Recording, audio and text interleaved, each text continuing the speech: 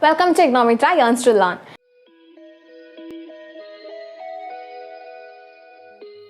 IGNOU Mitra is an online platform providing quality education for the IGNOU UG program students. We cover the entire syllabus within a short period of time, and we focus mainly the working aspirants. We just demand a single hour of your daily life so that we can help you to achieve your dreams by fetching good marks in your UG program. And IGNOU Mitra is now going to start their first batch on January 2023.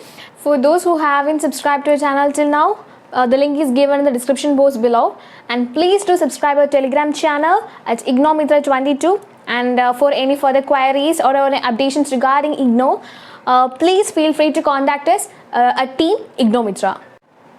IGNOU Mitra is going to start their first batch on January 2023, and the admissions for the students who are appearing for the June terminal and examinations is open.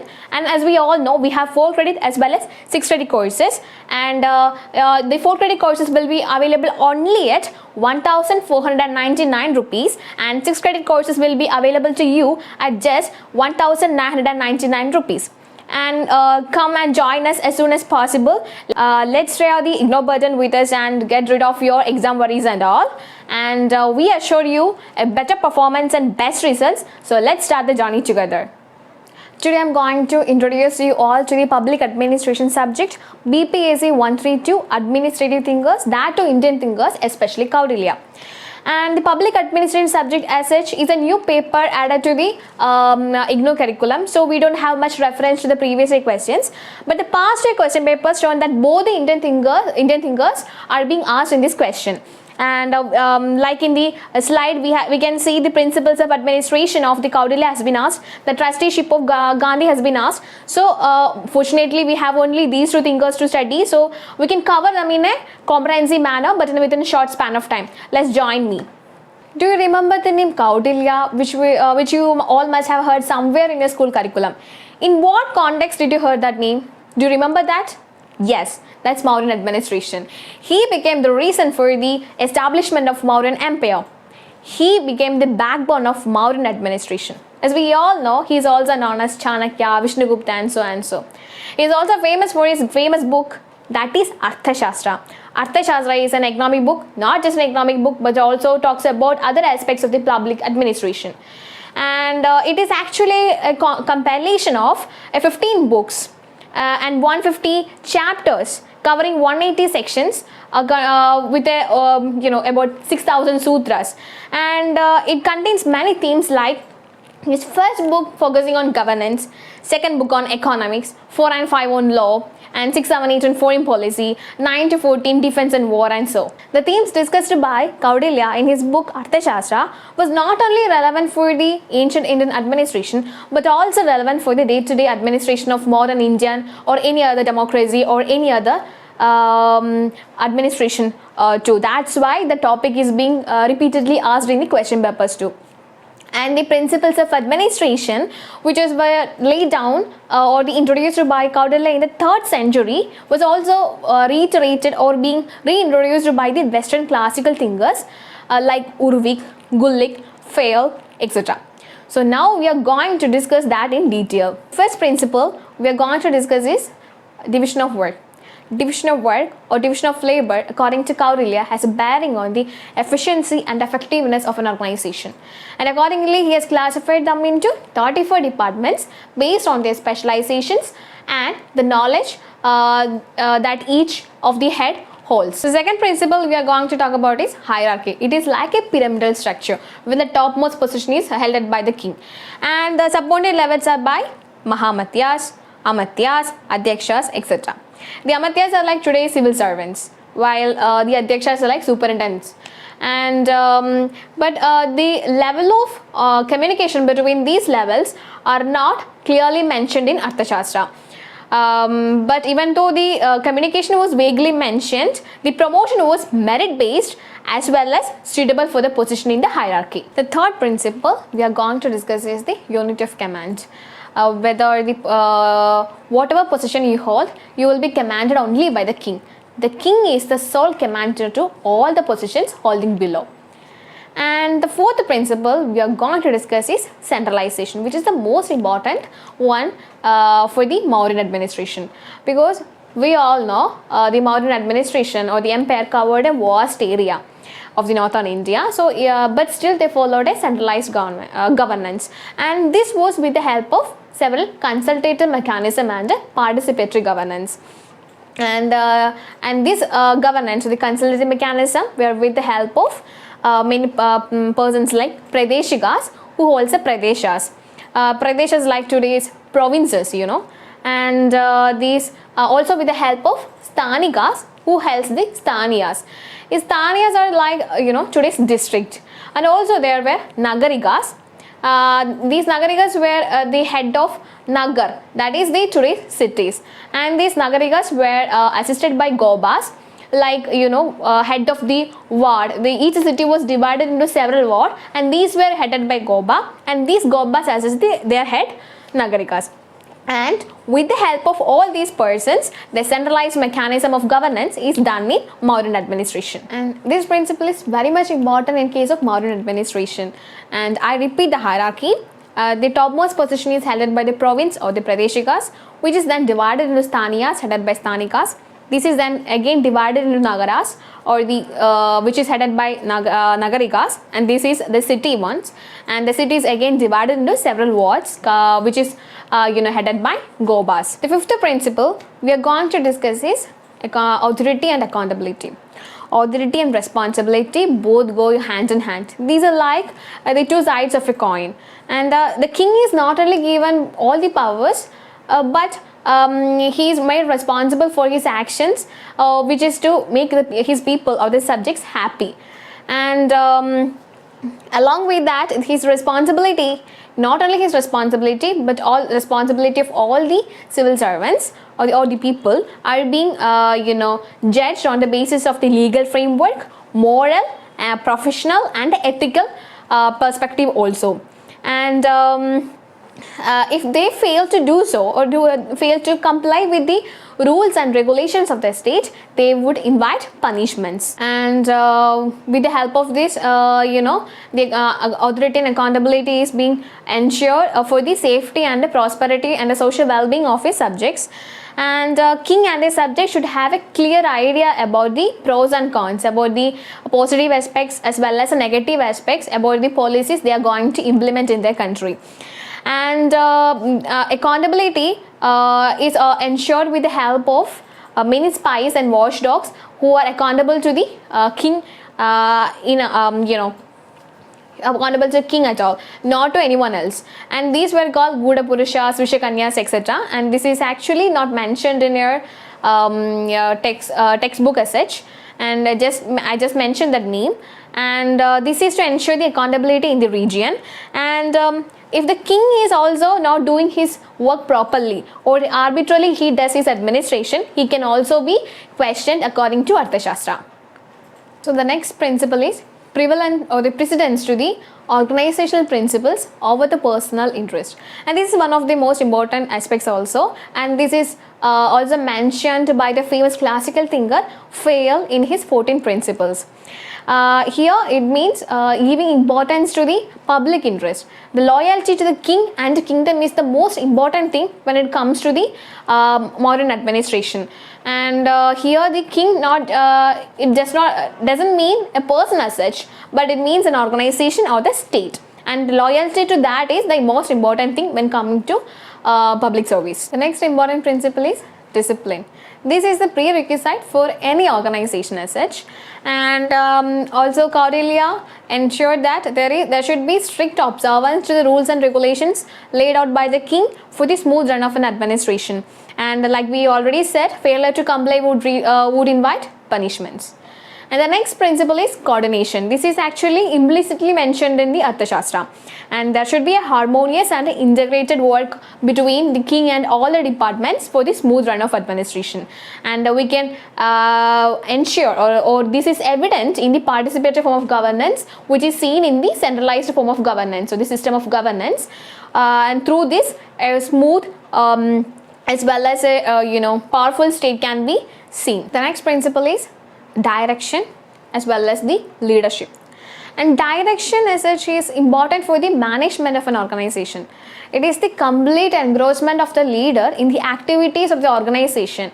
Here it comes the king for to bring the prosperity of his subjects. And it is a multitask concept which includes effective leadership, supervision, as well as motivation, etc. And according to Kautilya, leadership is an important thing, like he believed in like king, like citizenry. And according to him, or according to the Arthashastra, the king should be like a sage-like monarch who works diligently to bring the Yogakshema of his people. Yogakshema means welfare, but the welfare does not mean a material gain, but it also includes the spiritual goodness and the pleasure of his people. The next principle is supervision and control. Like, this is actually an extension of the direction principle. Like all other classical thinkers, he also thought that there should be a supervision and control of the subordinates for the smooth run of an administration. And the last one is the value-based administration. According to Kautilya, in order to achieve the primary goal of administration, the leader should be virtuous as well as truthful and diligent and free from vices.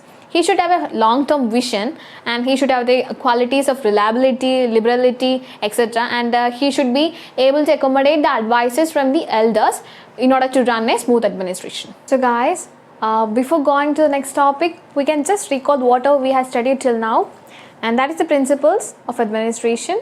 The first one is the division of work, and second one is hierarchy, third one is unity of command, fourth one is centralization principle, the next is the authority and accountability, then precedence of the organizational interest over the personal interest, there is discipline, and there is coordination, there is supervision and control, there is direction and leadership, and also there is the last principle, value-based administration. The next topic, the Arthashastra was talking about the organizational structure. So like we already talked about the hierarchical pattern, right, where the king holds the topmost position, and he is vested with all the powers, whether it is legislative, judicial or executive. All this is handled by him. So he is the ultimate source of power or justice, and he executes or implements the decisions on letter and spirit. Even though he is the ultimate source of law, his powers are not unrestrained. That is, if he is doing something inappropriately or arbitrarily, he is subjected to question. The people can question him according to the rules and regulations of the law. That's what we mentioned in the Arthashastra. And every time of his personal use is of belongs to his professional capacity. He has a list of things to do, and everything of his personal use comes under this professional thing, and he has to be free from all type of allurements, greed, anger, etc. And according to Arthashastra, and king should be wise and should be able to accommodate new knowledge to his existing knowledge and practical experience, and all the positions under him should be accountable to him, and he is the unit of command. We have already talk about that, and all the positions are accountable to him, both individually as well as collectively, and they're directly accountable to him. And how their communications are going on, whether it is a horizontal one or vertical one, we don't know much about it, but there is some sort of communication between them. That's all. So next we can talk about the base of organization. Guys, we have already talked about the departments in the hierarchical type in the principles itself, so I'm not going into detail about that. And here Arthashastra talks about 34 departments under 34 heads or adhyakshas. Like there is Lohadhyaksha, Koshadhyaksha, like Navadhyaksha, etc. For example, Bandhanagaradhyaksha is the one who looks after the lockups and prisons, and there is Adipala who looks after the unclaimed deposits and pledges. Also there is Samnidatta, he looks after the treasury and all, and there like that, so on, many adhyakshas are there. And he also not only talked about the division of work there, but also talked about the qualifications needed for that particular position also, and failure to do so will also invite punishments, like we already talked about it. And also it was inferred from this Arthashastra that all these departmental division was actually based on the people, purpose and the process. And according to Kautilya, he did not favor the permanent stay of any particular person or the civil servant in the particular position. Like this is also evident in today's civil service also, because they are recruiting generalists. You know, this they are recruiting the generalists to a particular position for a particular period of time only. You know, we can see the transfer of collectors and sub-collectors in our area itself, right? So like that, generalist type of administration is favored by our Kautilya in modern period itself. Next we are going to deal with the local administration, which was discussed in Arthashastra. Friends, do you recall what we talked about the Nagarikas, Sthanikas earlier, right? You remember it, right? So Nagarikas is the one who heads the Nagars, that is the cities, and the Sthanikas is the one who heads the Sthaniyas, that is the villages. And there were Gobas who assist the Nagarikas also. Also the Sthanikas, they actually maintain the law and order of their particular area or the district, and also collection of revenues and etc. and etc. And there were other functions or the peoples like Grama Kutam, Grama Swami, Grama Bridaga, like other 4 other village people who helps in the administration. And there were gramikas who head the gramas, and they actually helps in prescribing the fines and the levies to the states, and also helps in assuring the boundaries of the particular village and all. And also there were other people called Grama Vriddhas. These are actually the what we call the elderly people in the villages. They actually act as trustees of the temple or the holy lands, and also they judges the dispute on the fields, and helps in the resolution of these disputes. So next we are going to discuss about the personal administration dealt in Arthashastra.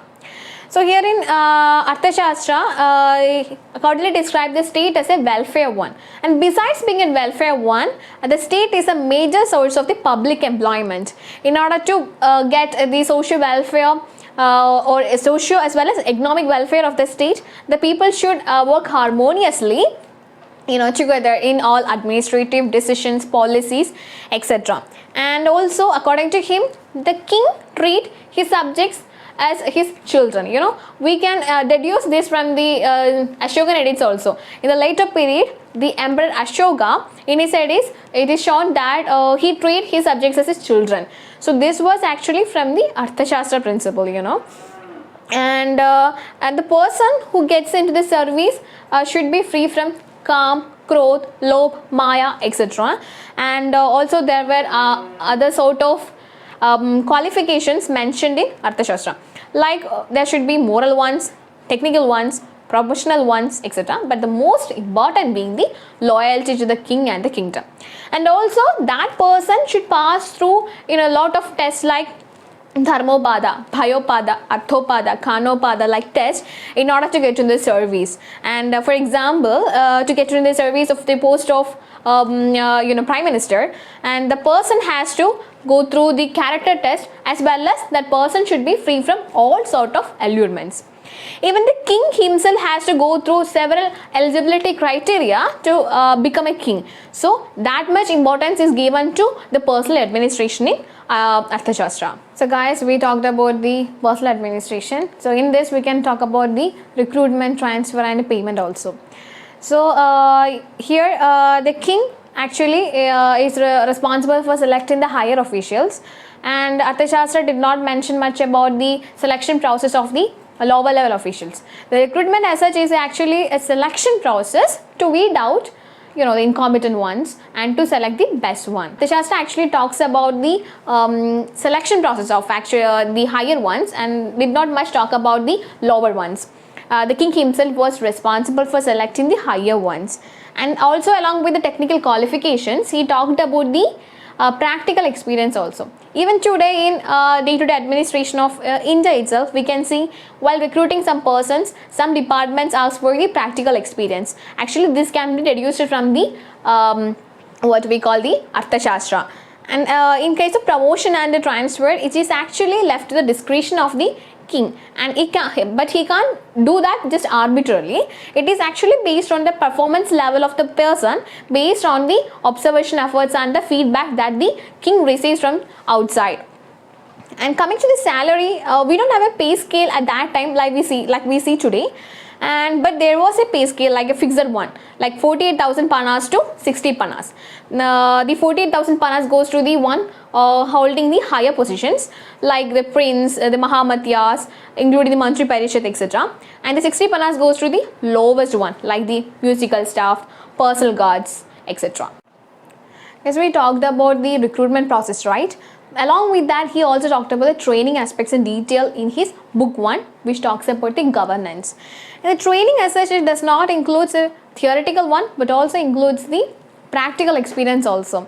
And it is not open to all persons. It is open to only those persons who have the ability to, understand the good and right things, and should be able to talk which is wrong, which is right, and should have the capability of inquisitiveness, and should be able to acquire knowledge and add them to his previous knowledge and experience. They should be a good listener along with a desire to learn too. And this can be actually correlated with the sensitive training aspect of the Chris Agris, who also talks about the emotional as well as physical training to reform a person.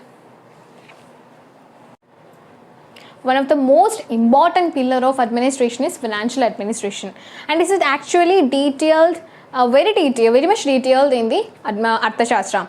And coming to the financial administration, the Kautilya actually talks that he advocates for a strong state, and the power of the state comes from the power of the treasury, or the strength of the treasury that the state holds.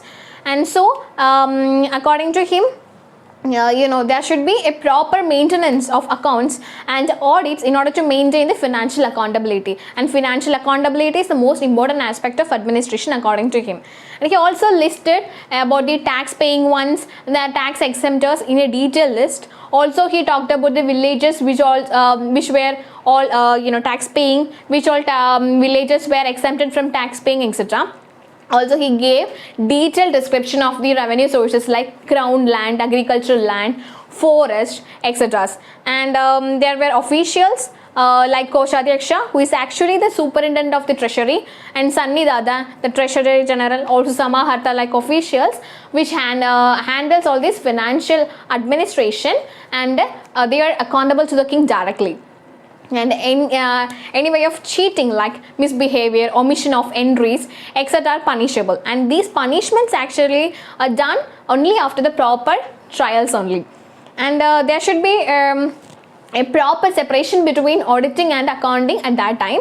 And actually in today's Indian administration too, we saw a separate and the auditing department and the accounting department. Like that, at that time also itself there was separation of auditing and accounting too.